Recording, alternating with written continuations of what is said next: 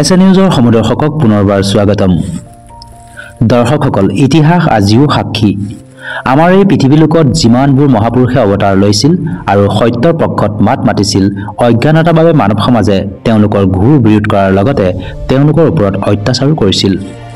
আজিৰ পৰা প্ৰায় 600 বছৰ পূৰ্বে কবিৰ চাহাবৰ ওপৰতো সেই সময়ৰ শাসকসকলে অজ্ঞানতাৰ বাবে উতলি থকা গৰম তেলৰ কেৰাহীত বহুৱাইছিল, হাত ভৰি বান্ধি সমুদ্ৰত দলিয়াই দিছিল, হস্তিৰে গছকাই হত্যা কৰাৰো প্ৰয়াস কৰিছিল।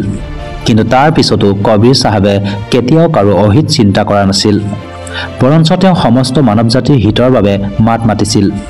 ঠিক একেদৰে সন্ত ৰামপাল গুৰু মহাৰাজেও আজি মানৱ জাতিৰ কল্যাণৰ পক্ষত মাত মাতিছে। কিন্তু কবিৰ চাহাবৰ দৰেই অজ্ঞানতাৰ বাবে মানুহবোৰে তেওঁক বুজি পোৱা নাই।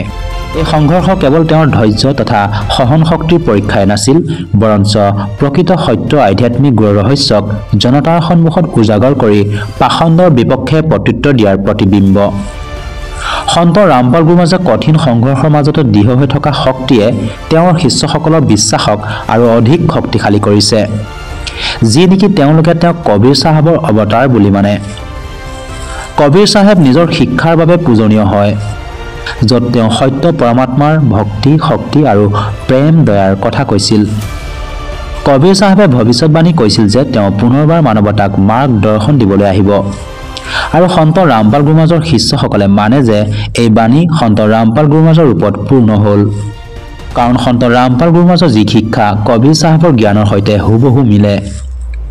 তেওঁ শাস্ত্ৰৰ গুৰুৰ ৰহস্যক সঠিককৈ বুজাইছে, ভক্তক মুক্তিৰ সঠিক পথ দেখুৱাইছে।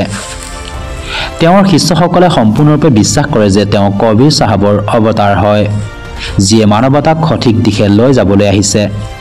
লক্ষ লক্ষ ভক্তই সাক্ষী দিয়ে যে সন্ত ৰামপাল গুৰুমাজৰ শিক্ষাৰ মাধ্যমেৰে তেওঁলোকে গভীৰ ৰহস্যজনক প্ৰশ্নৰ উত্তৰ প্ৰাপ্ত কৰিছে, তেওঁলোকৰ জীৱনলৈ শান্তি আহিছে আৰু বাস্তৱিক সঠিক মোক্ষৰ পথ প্ৰাপ্ত কৰিছে। সঁচাকৈ কবিৰ চাহেবৰ শিক্ষাই মানৱ সমাজৰ প্ৰভুৰ প্ৰতি থকা যি বিশ্বাস সেয়া অধিক শক্তিশালী কৰি তোলে।